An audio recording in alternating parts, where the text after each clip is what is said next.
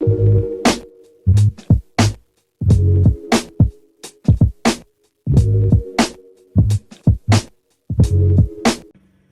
y'all, my name is Danniella Arishaba, and this is Shifting Perspective, a space where we unpack what's real, what's deep, and what's sometimes left unsaid.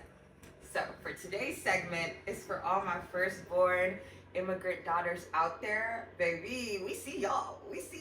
And we're about to shift some perspectives today. So, with me, we have my girl Chinye.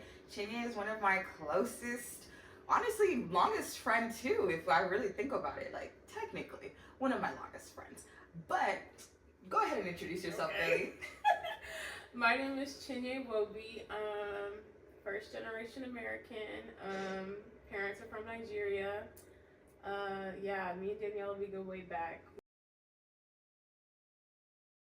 So we are going to start with a little game. This game is called Rate My Struggle, and what we're gonna do is I'm gonna read out a phrase, and on a scale of 1 to 10, you're gonna say 1 being I can not relate at all, like I did not struggle with this at all, and 10 being like, oh my goodness, give me a crown, this is my struggle. Okay? Okay. I'm gonna say like a 7. A 7? Mm-hmm. Okay, mine is gonna be. This was hard because it started out like a 9. Okay. But now I feel like it's like a 6.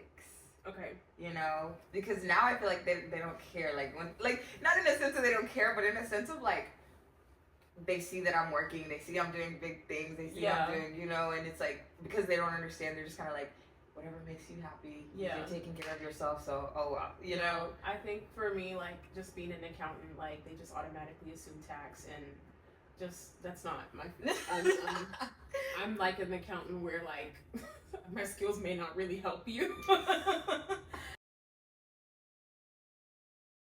Okay. 3, 2, 1. 12. 12. Literally. Yes. Oh 12. my gosh. Literally. I think honestly, all firstborn, whether daughters or sons, like definitely the example. No matter what culture, has to be the example. You know, like the good child and the tone. You feel. 3, 2, 1, 10. Oh my gosh, it annoys me so much. We walked so they could run. 3, 2, 1, 9. Really? Yeah. And my mom is someone who is a mental health advocate, so she's good at, reading emotions.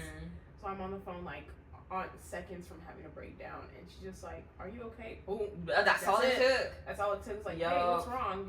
Are you okay?" And I was just, everything is just falling apart. Like, I am a back burner kind of girl. Like, I definitely learned. I put a lot of things on the back burner, and I feel like I'm different in the sense of like, till this day I probably don't cry around my parents.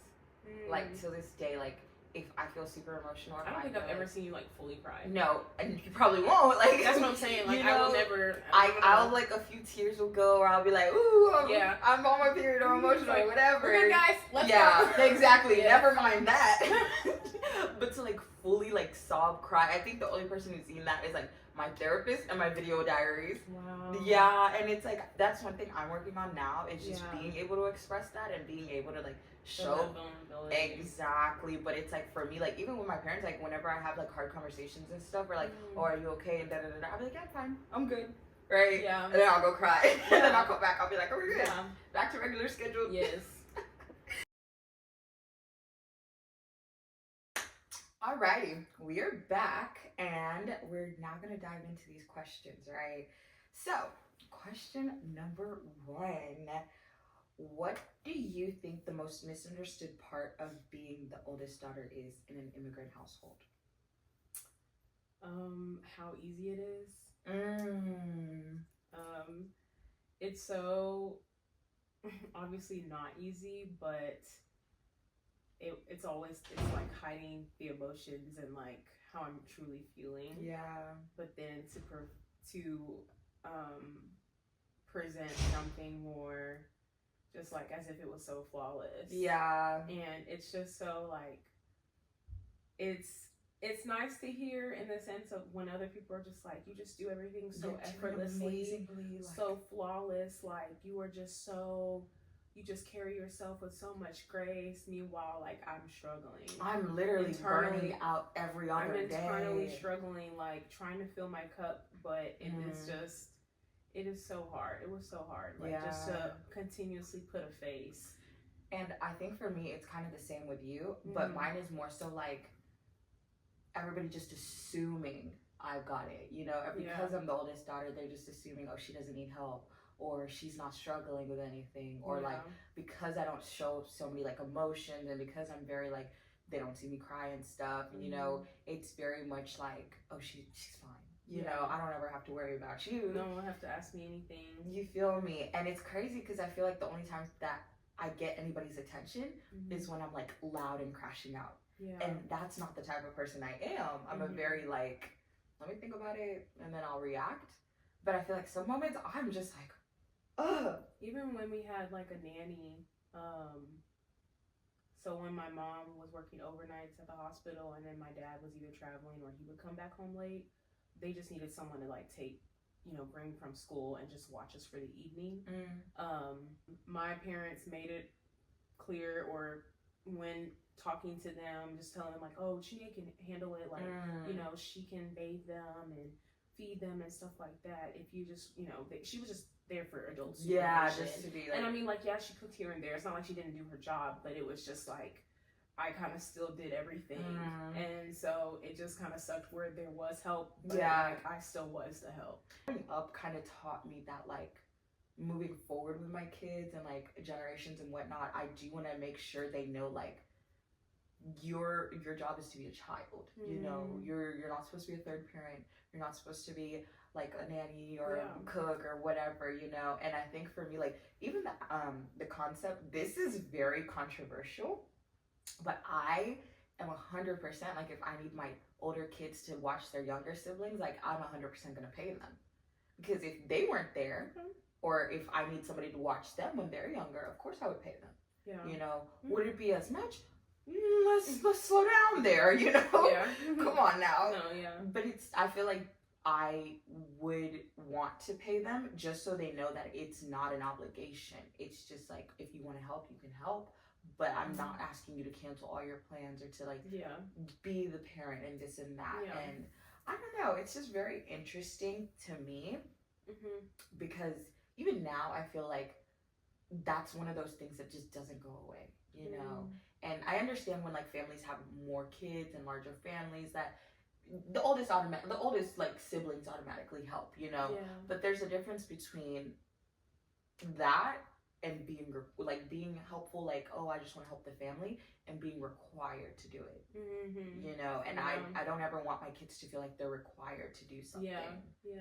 So that's an interesting one.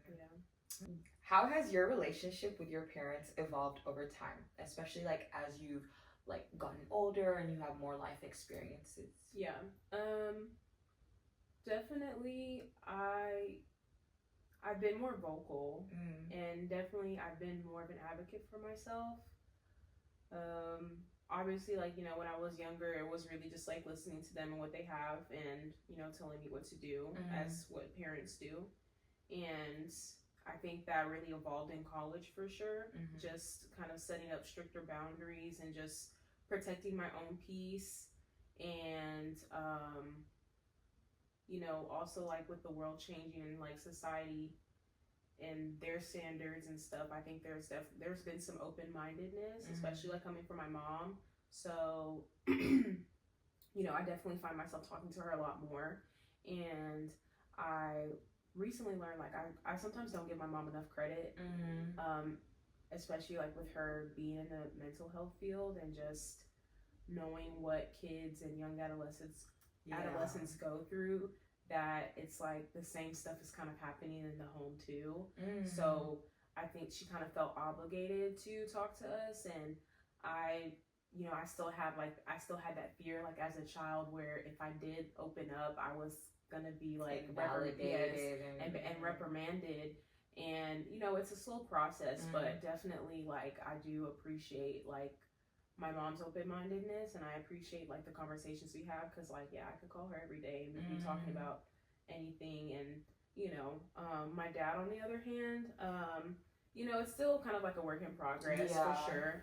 I think it's also like a culture shock for him as well, because at the end of the day, like, this is your first 25-year-old that you're raising. That's like, true. When it comes to your first child, it's like your first lesson. It's like all together, like, and maybe as a parent, you compare how I was raised, or just like the experiences that I went through, and then you compare it with the next sibling, and then the next sibling, and then there's another sibling that's like out of, completely different. It's like, what did we do wrong? Like, Exactly. And so, definitely the shift, it occurred in college. And then 100%. since then, like, I'm very grateful that I'm able to just kind of identify, like, what's going on and just how to navigate the conversation. And I feel like I kind of agree with you, because I feel like up until I moved away and went to college, I was just in a mindset of like, you gotta go, like, no matter what it takes, you gotta leave. I ran. You gotta move,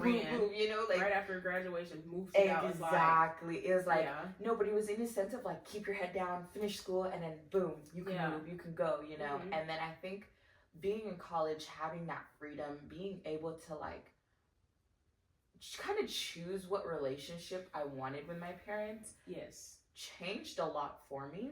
Especially like when I understood that like, this is my first time, my mom's first time being a mom, my dad's first time being a dad, and like my mom was 22 when she had me, so it's like at 22, y'all, even at 25 I couldn't raise a kid, like, shout out to the folks who are doing it, because the way I've changed over like the years, I can't imagine doing that while also raising a family, moving different countries and everything like that, And so I feel like when I started more so understanding that, I started giving my mom more like, not leniency, but more like just grace and understanding. But I also had to set boundaries. Like, your feelings are valid, but your actions aren't. And so I feel like in high school I was more so like, keep your head down, yes ma'am, yes sir, like, do what you need to do. Whatever was asked of you, like, goody two shoes to the T, type A to the T, like, don't let them see you cry. Exactly, like, honor roll, organizations, president of everything, And then it was like high school or college.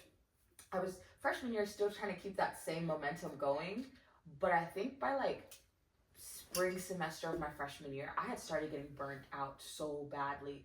College and high school are two different things. I don't know how we managed to do it. Like, be involved in like 6-7 organizations and still manage a 3.0 even higher GPA in high school. No, and the thing is, I feel like high school, it was a little bit more like structured. And so, because in college, like, you're your own person, like, you're your own priority. Nobody's gonna wake you up, nobody's gonna tell you what to do and stuff. In high school, your parents could get in trouble with the law for not they might pay more money. You see, school, you see. And so I feel like whenever I started to become more independent and only rely on myself, and like, that's not to say like my parents weren't there and stuff, like, 100% they were there, but in a sense of like emotionally, in a sense of like learning things and like signing up for things and like even like going to the doctor and all this stuff, like having to be independent in that sense, shifted my perspective a lot when it came to how I dealt with my parents and whatnot. And like, I remember like whenever I would go back home, like, if I didn't like something, I'm packing up back home, I'm going back to school. It didn't feel like a trap to be at home. It was more so like, I'm home because I want to be home. Not because there's nowhere else to go. And then it's like, as I continued like in college, and like, of course there were periods of times where like, I think in college sometimes I would like go like a month without talking to my parents, or like 3 months or something, but I never felt guilty about it. It was just more so of me like needing that time, needing that like processing moments and this and that. Absolutely. And I think post college was hard. I get it, because it's like they don't know the new me, they don't know this outspoken person, they don't know like the person I've become. And so I think moving back, it was hard to kind of like navigate that for both sides. But I think it was harder for me because I was going from college, like all my friends, my support system, this and that, now I'm in a job, I'm with family, I'm da-da-da-da, like, they're trying to force me back into this role, and that's not who I am. And so I think that was also a really difficult time for me. Yeah. But now I feel like the more I'm setting more boundaries and the more I'm just confident in myself and what future I want for myself, the more I don't necessarily seek their validation as much, you know. And that's not to say I don't want them to be proud of me or anything, but it's more so in a sense of like, if I don't accomplish this, oh well, you know, like, it's my life. Yeah. I'm the only one who can mess it up. I'm the only one who can create it.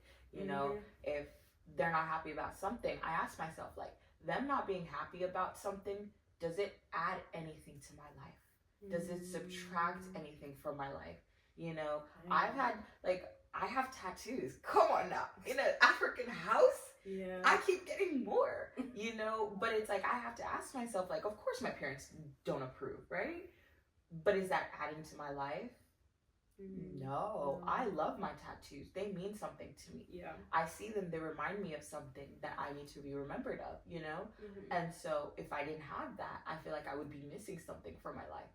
And so I feel like once I started putting that philosophy with a lot of boundaries and like the way we communicate and everything, we're starting to, it's a work in progress.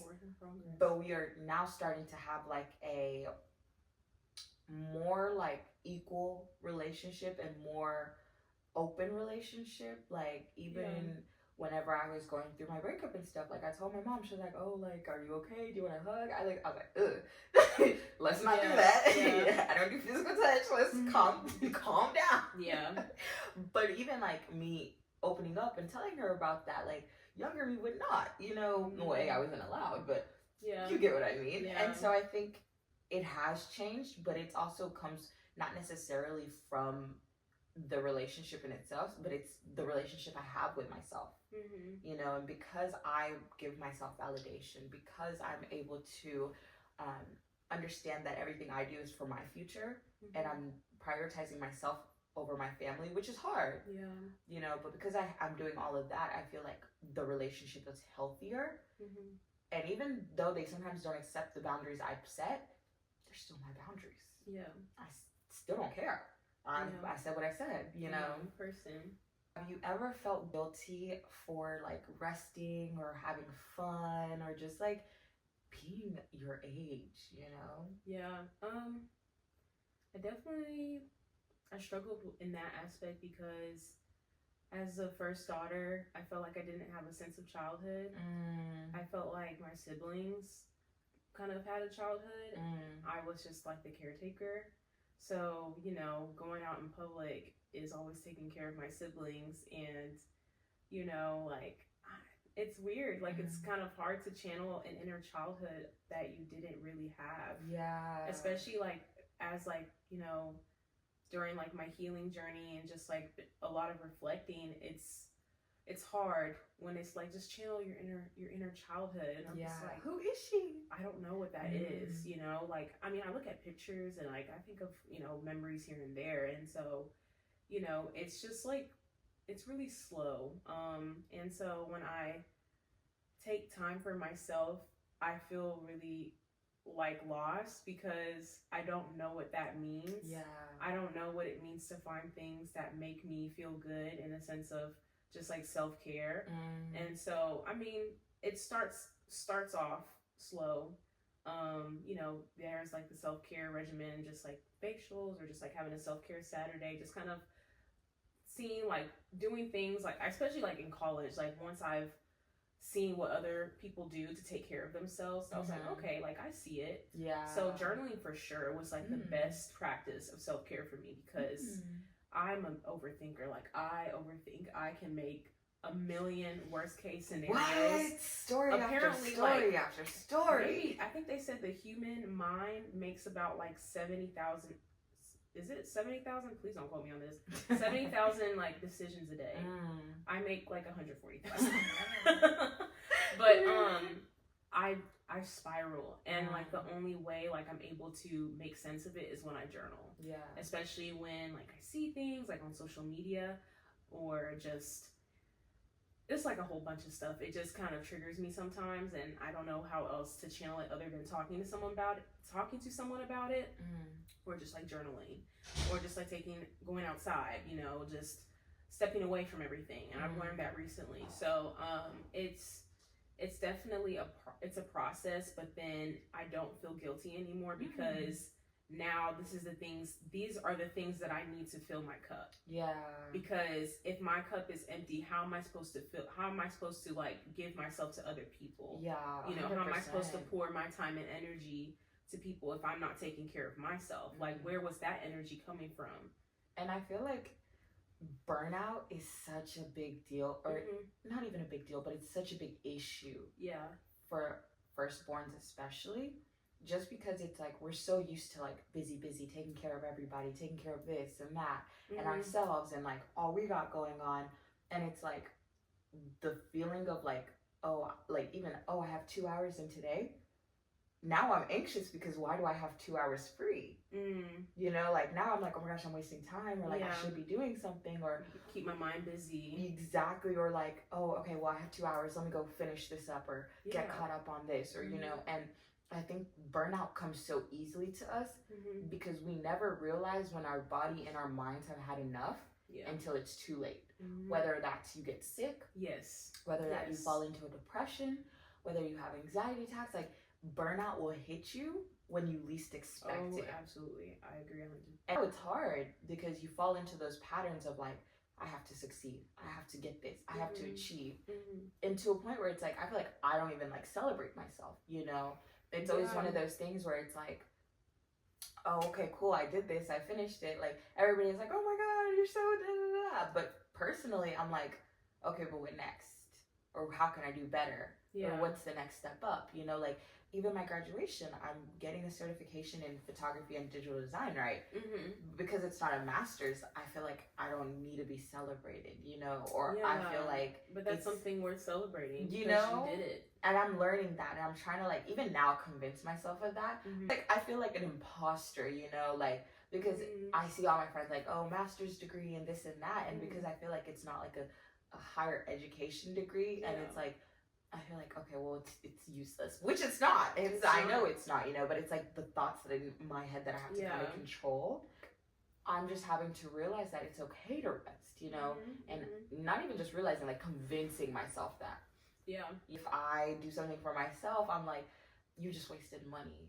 Or, you know, and so I have to like rationalize like why I bought this, or rationalize like why I'm doing this, you know. Having fun is never just, oh, I'm having fun. I'm networking. I'm celebrating other people, you know, like I have to rationalize everything. You never just be like, oh, I'm having a good time. What legacy do you want to build for the next generation? Like in a sense of it ends with you and it starts with you. That's such a good question. Not to be so hard on yourself, and it's gonna be okay. Like I want to let my legacy know that there is always going to be a safe space with me. That I don't ever want to give, like, you can't come talk to me about things, because, like, seeing it now, like, through my siblings and just in families all together, how we always tend to go towards, like, our younger cousins or, like, our younger family members because they seem more approachable. Because of, you know, just either they grew up with us or they're just like in a better, like, it's just more approachable. Like I have an aunt she's like a little bit younger than my mom. She's just younger. But then I do find myself more vulnerable to her than I am to my mom, because like once I tell my mom, like that's it. Like, that's over, you know, it's like, a big deal it's now. It's a big deal. And so like she can give me the advice like as like an older sister, but then she also has like that that motherly vibe as well. So I definitely just want to let my kids know that they can come talk to me for anything. And then we are no longer having roles in the household. Like roles, not even gender roles, just more so I do not expect the oldest to be the second parent in the household. Like I don't expect them to, you know, just be the one to take care of their siblings every single time. I want them to have a childhood. Like, I want my kids to have a sense of childhood, a sense of a childhood. Be a child. And that's the role I want you to play, is to be a child. You know, until you're 18 and you're able to make your own decisions and stuff like that. But you know, I don't expect anything more from that, you know. And what's something you would want to continue? Definitely want to instill my culture for sure. I love my culture. I love it down. You know, I'm so proud. I'm proud to be a first generation American. Like, I'm proud to be born from immigrant parents, and just being able to experience a different culture outside of, you know, the American. And I think it's not culture. Even like culture that has this like this. I think it's just like even like Hispanic culture, even like Indian culture, and like, you know, it's a lot of different cultures that have the same ideas and views, and maybe some people might even say it's the generation that we're in. You know, and so I think it's not really like bashing or whatnot, but it's more so in a sense of like, because of our culture, some of our experiences are the same. You know, so I get that. Another thing I wanted to add also was the comparison. That's gonna stop. I'm not gonna compare my child to someone else, because it doesn't motivate me at all, and it makes me feel some type of way. I just remember growing up, it's like, look at your cousin. Y'all are in the same class. Y'all are doing the same work. Yet, what did he make? What did she do? Like, I don't care. Exactly. We both do different things. Exactly. Outside of this classroom. He's not baiting his siblings and then sitting down to do their work. No. Like, I mean, excuses here and there or whatever, but it's like, that comparison game has got to stop. Exactly. Exactly. You know, I get that. And I feel like for me, something I do want to continue is, my parents were very, not very like set, but very strong on the aspect of like character. And always remaining humble and always putting God first. So I see myself continuing that. I feel like your character should always speak for you. Yes, absolutely. But what I will say is I need to get rid of the doing everything for everyone, and like in a sense of like, oh, what are people back home gonna think? Or, oh, what are people like our friends and neighbors gonna think? I don't care. They have their own things going. The people pleasing. Exactly. And it's like, you got like the whole like, we have to have this perfect image. You know, we can't let people know when like we're down bad, or like we can't let people know when we're going through struggles and problems. And it's like, why not? We're all human. And so I feel like that's one of those things that I'm gonna get rid of. Like, you know, with my kids, like, if y'all don't want to do this, let's figure out why. But if it's valid, like, I'm not about to force you just for the image of the family, or just because everybody else wants us to do a certain thing. No, you know. And I feel like I want to install that in my kids, because if you go around trying to cater to everybody, you lose yourself all the time, consistently. And then you don't even have an opinion of your own. Exactly. Being able to be kind of like what you said, open and vulnerable with my kids, even when it comes to like physical touch. I feel like even now I'm still uncomfortable like giving people hugs or like hugging my parents. And it's like, and that's stuff. Okay, like that's not your love language. Well, the thing is, I feel like it could be. Okay. You know, I feel like my uncomfortability comes from, it's not something I do, or it's like not something we like, even like saying I love you. It's not something like we did in our family. That came later on. Like my little sister's the best one at it. She'll tell everybody, oh, I love you and all this and that. But like, even when we're on the phone, she'll be like, love you. I'll be like, okay, bye. You know? We did that in our family, but like, I just was not a physical touch kind of girl. Like, I didn't. Like, my sisters love to hug me, this, that, and the third, and I'm just like, get away from me. Right. Two of my closest friends, I feel like their top physical love, like their love languages is physical touch. So like, they're always wanting to be like, touch me at some point, and I'm just like, I just feel so aware of it. Get away from me. I feel so aware of every single from your hands all the way to your arms. I feel aware of every single part you're touching me, and I'm like, ugh. That's enough of that. But I do want to like be more open like that with my kids and like my husband and all that stuff. Like when God blesses me with both, God willing, you know. How did being the first daughter shape your approach to love and relationships, romantic wise? It was never allowed. Yeah, it wasn't allowed. The idea of dating was so foreign to me, especially like in high school.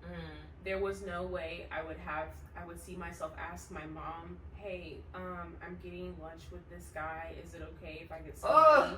Like, because for one, like I had no kind of title to my name. Like, I had no funds that I created on my own. College came, and I remember my mom was like, when you turn 19, like, you can start dating. And I was like, oh yeah, baby, like, we're about to, let's go. Like, I'm outside, like, watch out, world. I'm so corny for this. Like, the minute I turned 19, like, it was midnight, I said, where the boys at? Where they at?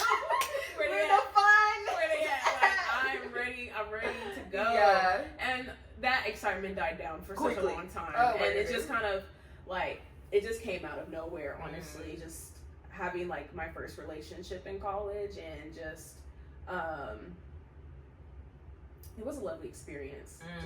I don't regret anything. And just in the first daughter role, I had to realize I did not have to put my walls up. I can break them down.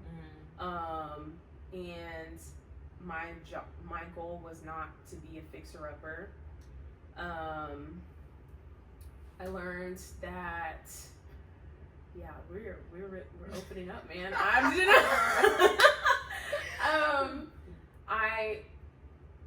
trying to, like, relationships in general. Yeah, I just feel like, yeah.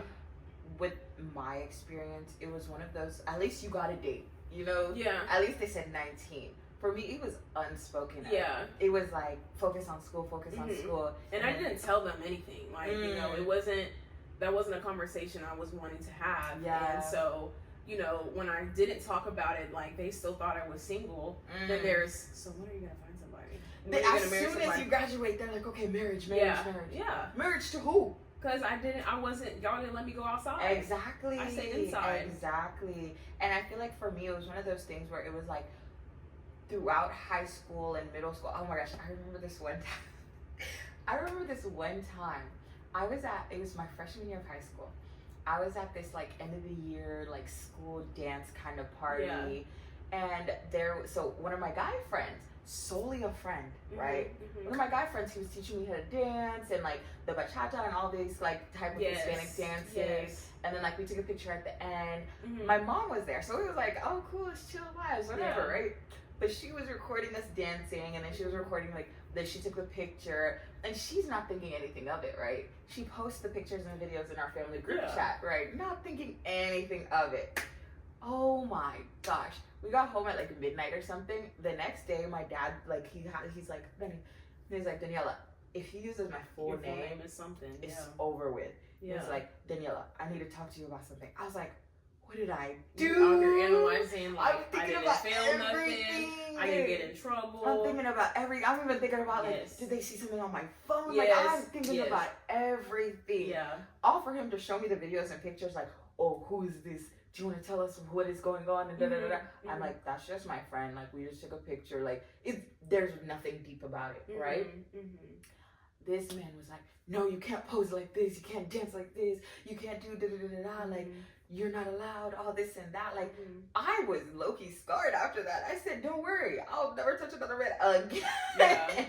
Like, even whenever I had friends and stuff, and like we would dance and this and that, it would still like in the back of my head, I'd be like, ugh. Like eyes are on me or something like that, you know? And so it's like, that experience kind of was like, I'm never gonna bring up men ever. And it was like the few times my dad would see me with guys, he would be like, for life. Oh my gosh, he would be like, oh, who's this? He never forgets a man. But he would forget all my girlfriends, right? But he will never ever forget a man. You're still talking to this boy? I'm like, I don't know where he's at. I don't even know what he's doing with his life, you know? And I feel like going from that to like learning how to date, you know, like, because I wasn't taught this. I literally, like, everything I learned was based off of movies, books, and my experiences, other people's experiences. Like, I thought you're supposed to, like, your feet's supposed to pop or something. Right! Disney messed us up. the expectation was they crazy. It was unrealistic. Very crazy. And I think learning how to date later in life is a big hindrance. Because it's like all you're experiencing, like you should have been experienced, you know, like. And I feel like even if you don't experience it, just having those lessons, like I for sure will teach me, like, and I'm hoping my husband will also teach my kids as well, like through his actions. And I'm hoping through my actions, I'll show them like, okay, y'all, like this is acceptable, this is not acceptable, you know. I was such a negative thinker so bad that it like, I think it just messed me up while being in a relationship that one, I didn't think it was going to last long. Like I already had that mindset going into a relationship. And that's not like, you shouldn't, like I shouldn't have that mindset. You should come with an open mind and just kind of like clean slate, let it be for what it is. And so it was just really tough. And just being so hard on myself and knowing that there is a person there to be there to support you. And I didn't understand that. Or I also didn't understand like positive, like affirmations. And so like I'm learning that now, like speaking positive to myself. Because I guess I never did that growing up, or I'm always seeing the negative of things, and then or where you went wrong. Yes, so there's always room for improvement. Like, you know, I noticed it like with my dad. Like my dad never like complimented me on anything. Like it was always, you know, you just gotta work hard.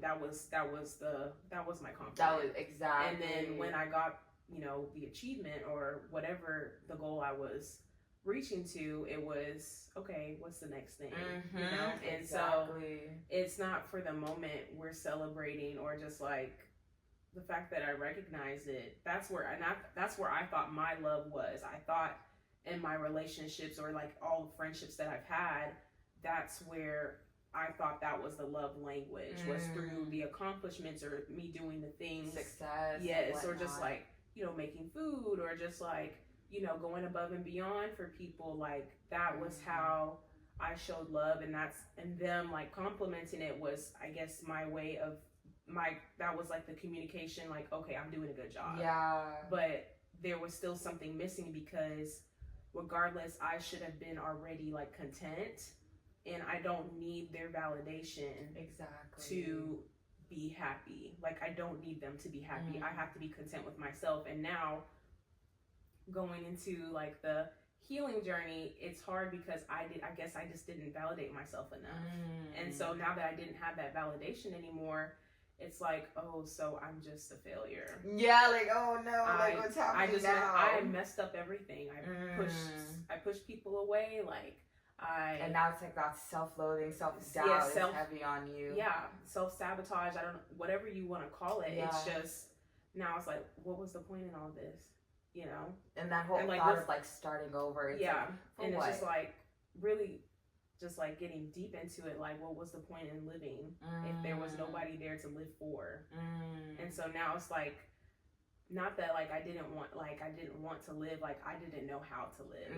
So that's just like me retracing my steps and just trying to like go through the motions of life, because you know, nothing changes if nothing changes. Exactly. And I feel like I'm learning to be more vulnerable, and I'm learning to let people, or I trust people, right? And my whole thing is like, you'll have my trust until you break it, then I'll never trust you ever again. Yeah. You know, but I think trusting people to do what they say, you know, or trusting that if I open up and I'm vulnerable and I show my emotions, they're not gonna like invalidate me, or they're not gonna like try to gaslight me or change my mind and this and that. And so I think just learning how to be vulnerable for me has been really, really difficult. And I feel like, if I'm gonna be so honest, a lot of my relationships didn't work or didn't get to that next level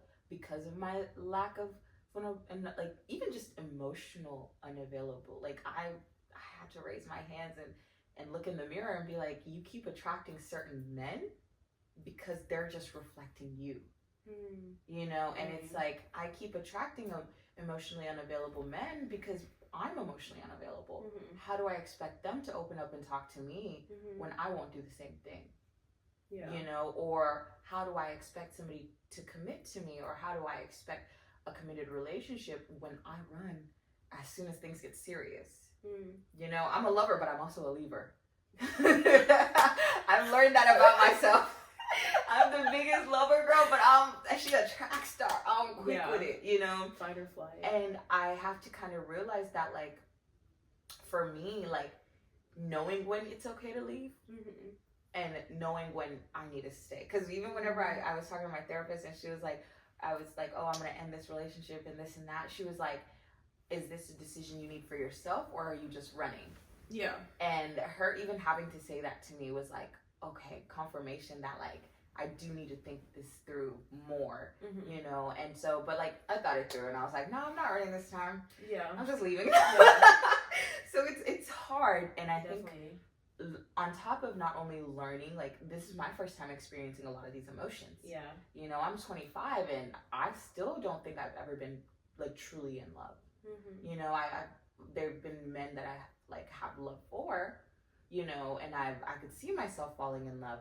But a part of me has never ever gotten to that part where I'm like, oh, I'm in love with you, you know? And so it's like, even that experience, I'm like, I'm ready to experience it. It's not as scary as what it used to be. Yeah. And I think now when I see it and when I know it, I won't be as scared to, like, say it out loud, you know? Like, even saying, oh, I like you, like, that used to be, hell no, never ever, unless they say it first. But now being able to be like, oh, I do like you. I like the person you are, I like your character, and I want to see a future with you, you know? I'm okay saying that. If you don't feel the same way, that's cool. Yeah. My truth is still my truth. Yeah. But learning that, it was hard, huh? Till this day. Till this day. Once you know, you'll know. Yeah. You'll know for sure. And it's an experience for sure. And it's like, it's funny because even with my last relationship, my therapist was like, oh, you're in love with him. And I was like, I don't think so. And it's like, maybe it sounds that way, but it's like. Is it just like, are you struggling, like, admitting it to yourself? No, and, like, deep in my heart, I just knew it wasn't, you know? And I think, now I know it's because I wasn't secure in that relationship. And I didn't feel safe in the relationship. And not like he was abusive or anything like that. You know, like, he's literally such a good guy. Like, I wish nothing but the best for him. But it was more so in a sense of, like, I didn't get that emotional intimacy that I needed. And I didn't get that, like, security in knowing how he was feeling.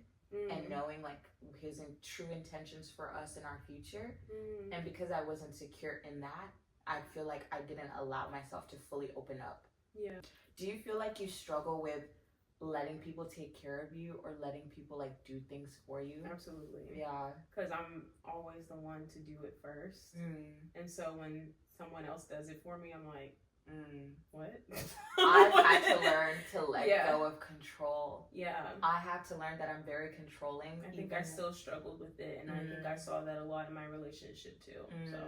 And I think it's scary for me because if I can't control something or if I can't predict the outcome, then I don't know how to react or I don't know how to, like, make sure everybody else around me is taken care of. Yeah. And so I think for me, not knowing how, like, a relationship's gonna go or not knowing, like, what you're thinking or not knowing, like, how you feel or, like, if your actions are off, now I'm, like, I'm having to, like, analyze every single conversation we've had, analyze, like, all your actions and this and that just to make sense of the situation. Yeah. And I'm realizing, like, all of that overthinking causes a lot of my, like, own pain and trauma and stuff, you know, like, self-sabotage as well, unmet expectations, because in my head now I'm creating little scenarios and getting my hopes up for stuff, and then when it doesn't happen, now I'm disappointed in the person, even though they never said anything. They never promised me anything. We're running out of time, so last question, okay? If you could tell your younger self anything, what would it be? You could pick the timeline.